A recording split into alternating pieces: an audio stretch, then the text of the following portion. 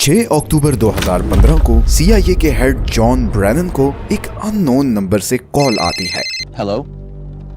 John Brennan? Who is this? You're a f***ing loser. Who is this? How did you get this number? What do you want? I don't want anything. Why are you doing this? We want you to stop bombing the Middle East.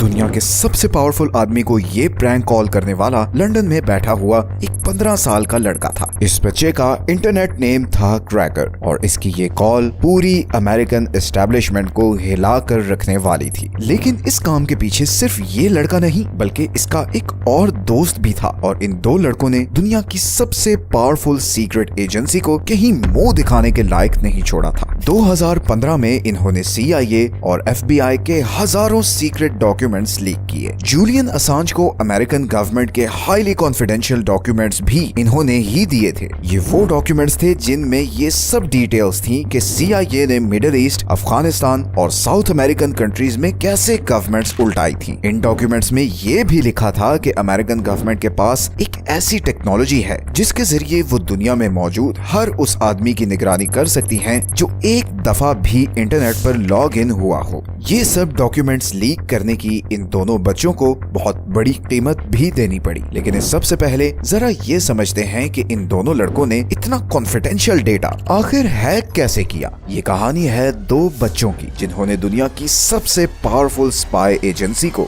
सबके सामने expose कर दिया। 2008 में American state of Virginia में एक 14 साल का बच्चा अपने कंप्यूटर पर काउंटर स्ट्राइक खेल रहा था। गेम खेलते खेलते इस बच्चे ने कुछ कमांड्स यूज करना शुरू की और यूं पहली दफा इसे एहसास हुआ कि ये कंप्यूटर्स बहुत ही पावरफुल चीज हैं और किसी को अगर इनका प्रॉपर यूज आ जाए तो वो इनसे बहुत से ऐसे काम ले सकता है जो गवर्नमेंट्स को भी हिला सकते हैं। इस बच्चे का इंटरनेट नेम था डिफॉल्ट। ये वो टाइम था जब अनोनिमस नाम का एक हैकर ग्रुप अमेरिका में बहुत फेमस हो रहा था। ये ग्रुप सिर्फ अटेंशन लेने के लिए डिफरेंट कंपनीज और गवर्नमेंट्स की वेबसाइट्स हैक करता था। डिफॉल्ट इस ग्रुप से बहुत इम्प्रेस था बट इस ग्रुप का मसला ये था कि इसमें किसी पर भी ट्रस्ट करना बहुत मुश्किल था बिकॉज इसके मेंबर्स में से कुछ पुलिस के लोग भी थे जो हैकर्स को पकड़ने के लिए इस ग्रुप में शामिल हुए थे। इसी दौरान डिफॉल्ट को एक और हैकर ग्रुप मिला जिसका नाम था एननसेक। एननसेक भी एनोनिमस की तरह का एक हैकर ग्रुप था बट ये लोग सिर्फ पॉलिटिकल और सोशल मोटिव्स के लिए वेबसाइट्स और अकाउंट्स हैक करते थे। इस ग्रुप का पार्ट बनने के बाद डिफॉल्ट के सामने जैसे एक पूरी हैकिंग वर्ल्ड ओपन हो गई। डिफॉल्ट का सबसे पहला और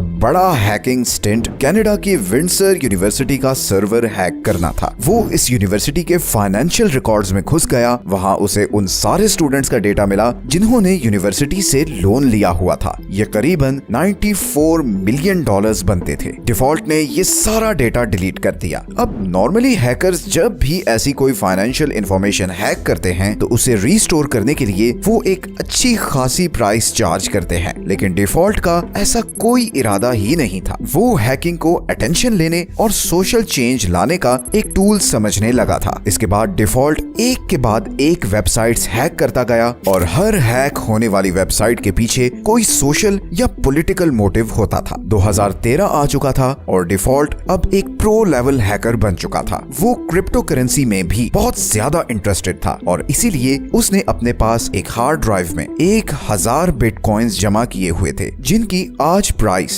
अराउंड $66 मिलियन बनती है। यहीं पर इस स्टोरी में एक और आदमी की एंट्री होती है, एक 29 साला CIA कॉन्ट्रैक्टर की। मई 2013 ये CIA कॉन्ट्रैक्टर अपने अपार्टमेंट में बहुत देर से बैठा कुछ सोच रहा है। इसके हाथ एक बहुत सीक्रेट फाइल लगी है जिसमें ये लिखा हुआ था कि अमेरिकन गवर्नमेंट के पास ये एबिलिटी है कि वो पूरी दुनिया में हर उस इंसान को मॉनिटर कर सकती है जिसने एक बार भी कंप्यूटर पर लॉग इन किया हो और उसका कंप्यूटर इंटरनेट से कनेक्टेड हो। उस आदमी के नजदीक ये एक बहुत बड़ी ह्यूमन राइट्स वायलेशन थी जिसे हर कीमत पर रुकना चाहिए था। मगर उसका अंदाजा था कि अगर वो ये बात किसी से भी करता है तो उस पर कॉन्फिडेंशियल इंफॉर्मेशन लीक करने का केस होगा, जिसकी सजा में उसे सारी जिंदगी के लिए जेल जाना पड़ सकता है। उसके दिमाग में एक प्लान आया। उसने सारा डेटा अपने पास डाउनलोड किया, कुछ हफ्तों की लीव अप्लाई की और हांगकांग चला गया, क्योंकि उसे लगता था कि हांगकांग की गवर्नमेंट उसे अमेरिकन गवर्नमेंट से बचा लेगी। इस CIA कॉन्ट्रैक्टर का नाम था एडवर्ड स्नोडेन और इसने हांगकांग पहुंचने के बाद 2 जर्नलिस्ट्स को एक इंटरव्यू दिया, जिसने पूरी दुनिया को हिला कर रख दिया। इस इंटरव्यू में उसने ये सब राज उगल दिया कि कैसे अमेरिकन गवर्नमेंट पूरी दुनिया में लोगों की निगरानी करती है और इंडिविजुअल फ्रीडम को वायलेट करती है। इस इंटरव्यू ने डिफॉल्ट और क्रैकर जैसे हैकर्स को बहुत ज्यादा इंस्पायर किया। एक तरफ डिफॉल्ट को अपनी गवर्नमेंट पर बहुत गुस्सा था। उसने फैसला किया कि वो CIA ऑफिशियल्स को भी मजा चखाएगा और उन्हें दिखाएगा कि कैसा लगता है जब आपकी प्राइवेट लाइफ और डेटा की कोई निगरानी कर रहा हो। इसलिए उसने इंग्लैंड में बैठे क्रैकर से टीम अप किया। क्रैकर अमेरिका की मिडिल ईस्ट में बढ़ती हुई इन्वॉल्वमेंट और स्पेशली पैलेस्टाइन में जो कुछ हो रहा था उसमें अमेरिकन रोल के बहुत खिलाफ था। इन दोनों लड़कों ने मिलकर एक ग्रुप बनाया जिसका नाम रखा क्रैकर्स विद एटीट्यूड। इनका सबसे पहला शिकार था जेम्स क्लैपर, ओबामा एडमिनिस्ट्रेशन का इंटेलिजेंस डायरेक्टर। इन्होंने गूगल से क्लैपर का फोन नंबर उठाया और उस नंबर के थ्रू उसका ईमेल हैक किया और उस ईमेल के थ्रू उसके सारे सोशल मीडिया हैंडल्स हैक कर लिए। इसके बाद उनका अगला टारगेट था head of CIA John Brennan. न सिर्फ इन्होंने ब्रेनन का सारा डेटा हैक किया बल्कि उसे एक प्रैंक कॉल भी की जो वीडियो के स्टार्टिंग में आपको सुनवाई है। पूरी CIA और जॉन ब्रेनन हिल कर रह गए थे। क्रैकर्स ने ब्रेनन का सारा डेटा जूलियन असांज की विकीलीक वेबसाइट पर अपलोड कर दिया। इसमें वो सारे कॉन्फिडेंशियल डॉक्यूमेंट्स थे जिसमें CIA का अफगान इराक वॉर में रोल और ऐसी टेक्नोलॉजीज का जिक्र था जिसके जरिए CIA ह्यूमन राइट्स की वायोलेशन कर रही थी। अक्टूबर 2015 में जूलियन असांज ने ये सारा डेटा पब्लिक कर दिया and all hell broke loose. CIA को इस डेटा लीक पर $1.5 मिलियन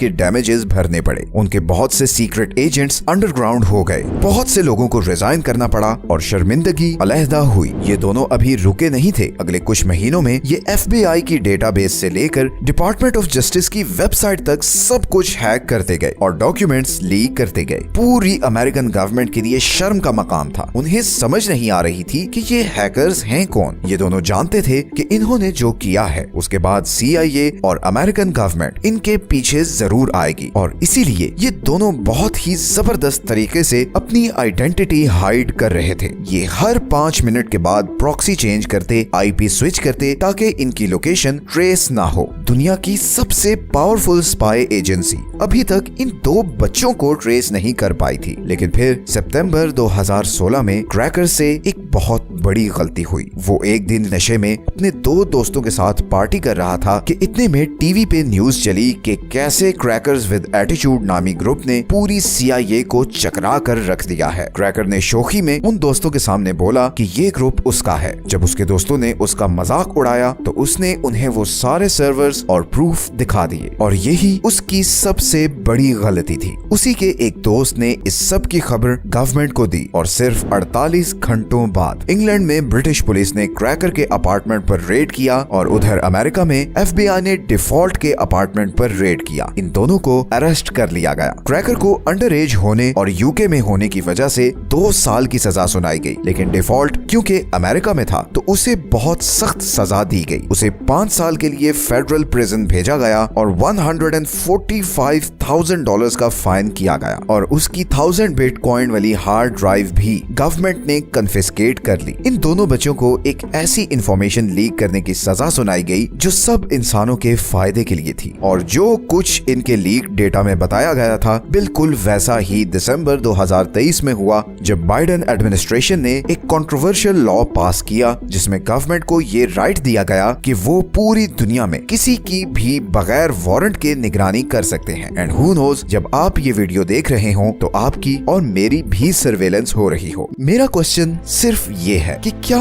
ऐसी डॉक्यूमेंट लीक करना जुर्म है जिसमें गवर्नमेंट के गलत कामों को एक्सपोज किया गया हो, ऐसे कामों को जो इंसानियत के लिए खतरा है। इस सिचुएशन पर मुझे एडवर्ड स्नोडेन की एक बात याद आ रही है। When exposing a crime is treated as committing a crime, you are being ruled by criminals. आप लोगों की क्या ओपिनियन है हैं इस सारे केस को लेकर नीचे कमेंट्स में जरूर बताएं। मिलते हैं नेक्स्ट वीडियो में एक और इंटरेस्टिंग टॉपिक के साथ। अपना ख्याल रखें। अल्लाह हाफिज।